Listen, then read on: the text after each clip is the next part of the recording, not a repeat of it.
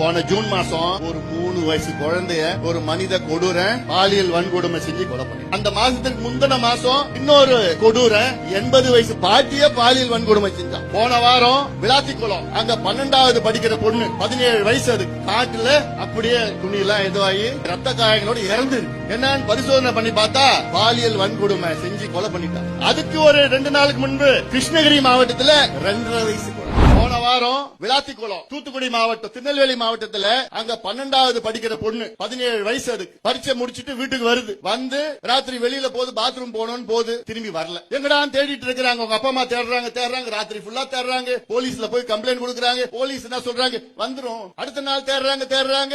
அடுத்த நாள் சாயங்காலம் 5 மணிக்கு காட்டுல அப்படியே துணி எல்லாம் எதுவாகி ரத்த காயங்களோட இறந்து இருக்கு. என்னன்னு பரிசோதனை பண்ணி பார்த்தா பாலியல் வன்கொடுமை செஞ்சு கொலை பண்ணிட்டாங்க. எப்ப நடந்தது? 5 நாளுக்கு முன்னாடி நடக்குது தமிழ்நாட்டுல. அதுக்கு ஒரு 2 நாளுக்கு முன்பு கிருஷ்ணகிரி மாவட்டத்துல எவ்வளவு வயசு தெரியுமா குழந்தை?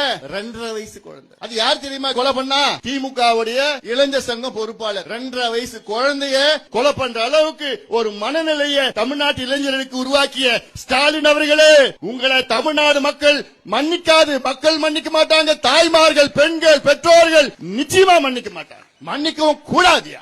சமூகத்தில் அடிப்படை வசதிகள் கூட இல்லாமல் கஷ்டப்படும் நபர்களை தேர்வு செய்து அவர்களது வாழ்க்கையில் மாற்றத்தை உருவாக்க பிஹைண்ட் வுட்ஸின் சமூக நிகழ்ச்சி. உங்கள் பகுதியில் உதவி தேவைப்படும் நபர்களின் விவரங்களை இந்த வாட்ஸ்அப் எண்ணிற்கு அனுப்புமாறு கேட்டுக்கொள்கிறோம்.